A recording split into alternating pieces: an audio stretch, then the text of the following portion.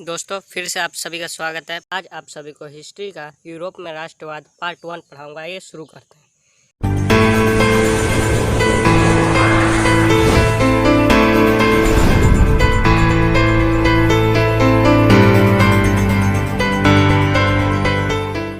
पहला क्वेश्चन दोस्तों हमारा यही उठता है, राष्ट्रवाद क्या है, राष्ट्रवाद किसे कहते हैं, राष्ट्रवाद की आवश्यकता क्यों है, राष्ट्रवाद से क्या क्या हुआ है। आइए देखते हैं। राष्ट्रवाद को एक छोटी भावना में, एक छोटे शब्दों में अगर हम कहें तो राष्ट्रवाद एक बड़ी व्यापक एकता है। एक बड़ी व्यापक एकता मतलब कि हमारा राष्ट्र जो है, राष्ट्र मतलब हमारा देश, उसमें एक बड़ी व्यापक मतलब बहुत बड़े पैमाने पे ये एकता है। एकता में बल है। वैसे ही देखिए, राष्ट्रवाद राष्ट्र देश के प्रति लगाव की भावना है। राष्ट्रवाद जो है वो देश में देश के प्रति लगाव की भावना है।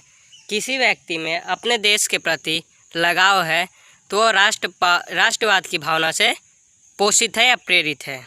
आगे हम इसे एग्ज़ाम में इस प्रकार लिख सकते हैं कि राष्ट्रवाद एक ऐसी भावना है जो किसी विशेष भौगोलिक, सांस्कृतिक, सामाजिक क्षेत्र में रहने वाले लोगों के बीच व्याप्त एक भावना है।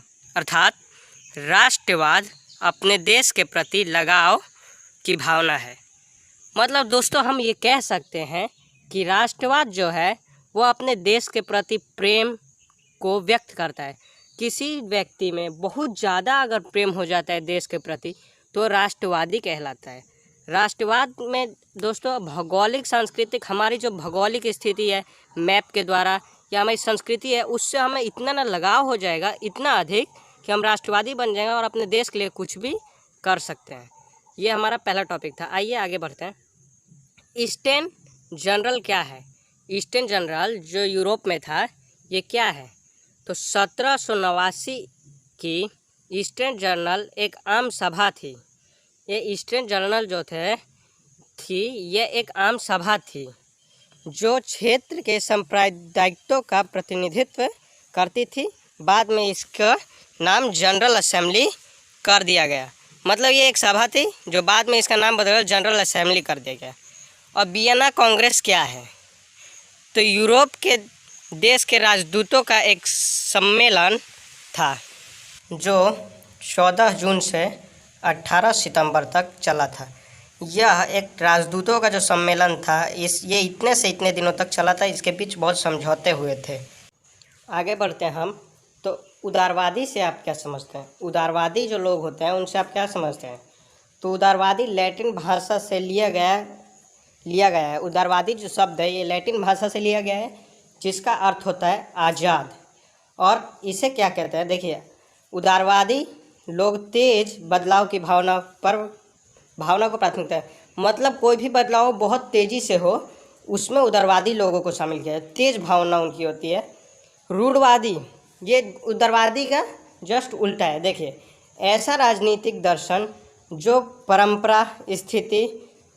परंपरा स्थापित संस्थाओं और रिवाजों पर जोर देता हो और धीरे धीरे विकास को प्राथमिकता देता हो। उदारवादी जोर से मतलब बहुत तेज़ी से विकास पे प्राथमिकता देता है और रूढ़वादी धीरे धीरे देता है। आगे बढ़ते हैं। नारीवाद क्या है? तो नारीवाद है स्त्री पुरुष की सामाजिक, आर्थिक एवं राजनीतिक समानता के सोच के आधार पर महिलाओं के अधिकार एवं हितों का बोध नारीवाद है। दोस्तों पहले हम देखते थे कि जैसे पुरुषों को ही वोट का अधिकार दिया जाए, महिलाओं को नहीं। तो वही है, नारीवाद में महिलाओं को भी उतना अधिकार दीजिए जितना पुरुषों को अधिकार मिलता है। सबसे पहले राष्ट्रवाद की भावना फ्रांस से शुरू हुई। जो राष्ट्रवाद की भावना शुरुआत हुई थी वो फ्रांस से शुरुआत हुई थी। लुई 16वें के शासन से सभी तंग आ चुके थे। जितने भी वहाँ की प्रजा थी सब तंग आ चुके थे, इसलिए राष्ट्रवाद की भावना उनमें दौड़ी। लुई 16 केवल अपने बारे में सोचता था। लुई 16 को लुई 16 हुआ था वो प्रजा पे कर बढ़ाया जा रहा था। उसे प्रजा की कोई चिंता नहीं थी कि प्रजा क्या कर रही है या नहीं कर रही है। उसे केवल प्रजा के कर से मतलब था।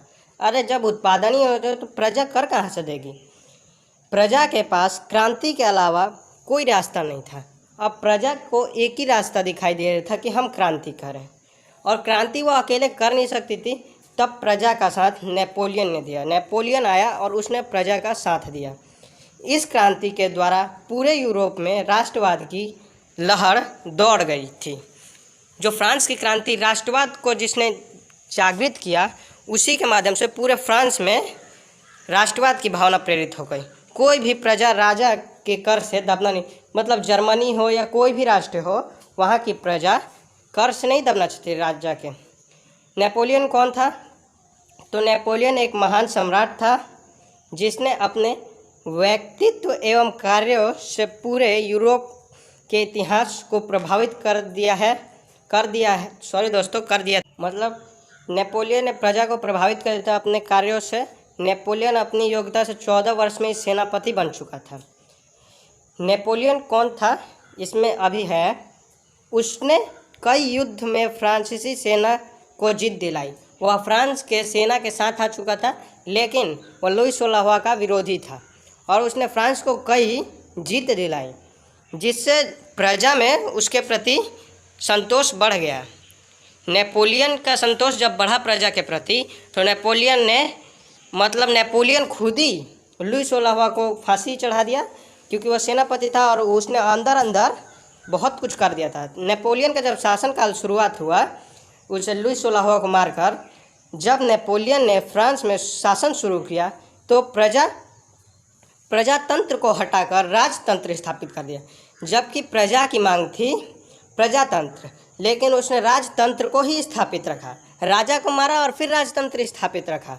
लेकिन लोगों का विश्वास था कि नेपोलियन हमारे साथ है, वह हमारे साथ कुछ भी अनुचित नहीं करेगा। 1804 में नेपोलियन ने नेपोलियन संहिता या नेपोलियन कोड लागू किया। नेपोलियन था, उसने नेपोलियन कोड मतलब अपना संविधान टाइप का लागू किया। उस संविधान में उसने बहुत सारे नियम निकाले, किंतु प्रजा को अभी भी नेपोलियन पर विश्वास था। जैसे कि आंतरिक शत्रु था नेपोलियन, लुई 16वां को मार दिया, खुद राजा बन गया। वैसे ही देखिए, नेपोलियन संहिता में उसने कुछ कानून बनाए थे जो इस प्रकार थे। कानून के समक्ष सभी को बराबर रखना था, हर एक व्यक्ति को बराबर का अधिकार दिलाया नेपोलियन ने। संपत्ति के अधिकार को सुरक्षित कर दिया। पहले था कि जब लुई 16वां राजा था, तो आप जितना संपत्ति रख रहे हैं उसमें से आधा आप सरकार को दीजिए, मतलब कि राजा को दीजिए। और किसानों में विभिन्न प्रकार के शुल्क से मुक्ति दिलाई, किसानों को शुल्क से मुक्ति दिला दी। अब प्रजा का जो विश्वास था वो नेपोलियन के प्रति और भी बढ़ गया। ऐसे ही चलता गया और नेपोलियन ने भूदास्ता से किसानों को जब मुक्ति दिलाई, तो किसान जो थे वो नेपोलियन के साथ में आ गए। सबको लगने लगे नेपोलियन हमारे हित में आया, प्रजातंत्र नहीं लाया तो क्या, वो राजतंत्र में बहुत ही ज़्यादा खुश थे। लेकिन क्या हुआ, अचानक से नेपोलियन के समय ही व्यापार, आवागमन एवं संचार बहुत विकसित हुए। जो नेपोलियन के समय ही इन सब व्यापार में आवागमन, लोगों का आना जाना बढ़ा, संचार में वृद्धि हुई। जनता बहुत ही ज़्यादा नेपोलियन पर विश्वास करने लगी। राष्ट्रवादी विचारों को बांटने के लिए नेपोलियन ने कुछ क्षेत्रों पर कब्जा कर लिया और कर को बढ़ाना, जबरन भर्ती, सेना में ज़बरदस्ती भर्ती करने लगे लोगों को, अपने सैनिकों द्वारा को बढ़ावा दिया। अब जनता को लगने लगा कि नेपोलियन बहुत ही ज़्यादा क्रूर होने लगे हैं, इन्हें कुछ ज़्यादा ही पहले शुरू में प्रजा को विश्वास था नेपोलियन सही है, लेकिन नेपोलियन ने प्रजा को अब धीरे धीरे शोषण चालू किया। पहले उसका प्रजा का विश्वास जीता और फिर अब वो शासन करने लगा। लेकिन प्रजा पहले लुई 16वां से परिचित हो चुकी थी, तो अब उसे इतनी दिक्कत और समस्या नहीं। उसने सोच लिया कि इस नेपोलियन को किसी भी प्रकार से हटाना पड़ेगा। इसी के साथ नेपोलियन के व्यवहार को देखकर प्रजा नेपोलियन के विरुद्ध हो गई। उसके व्यवहारों में जो परिवर्तन आया, अचानक से प्रजा नेपोलियन के विरुद्ध हो गई। इसी का लाभ अन्य यूरोपीय राज्यों ने उठाकर 1815 में नेपोलियन को हरा दिया। जनता भी अब यही चाहती कि नेपोलियन को हटाया जाए, ये क्रूर शासन कर रहा है, नहीं तो इससे हम बहुत ज़्यादा लुई 16वां की तरह दबते जाएंगे। ऑस्ट्रेलिया, प्रसा, रूस, ब्रिटेन, इन सब ने मिलकर नेपोलियन को पराजित कर दिया 1815 में। ऐसा ही पूरे यूरोप में कुछ बड़े राज्यों का, इन्हीं सब जैसे जर्मनी, ऑस्ट्रेलिया, इन सब का अधिकार हो गया पूरे यूरोप पर। अब प्रजा और भी ज़्यादा दबने लगी। जब अलग अलग राजा थे तब तो ठीक था, अब एक ही राजा हो गया पूरे यूरोप का, तो राजा और भी ज़्यादा प्रजा दबने लगी। अगला नेक्स्ट वीडियो में देखते हैं।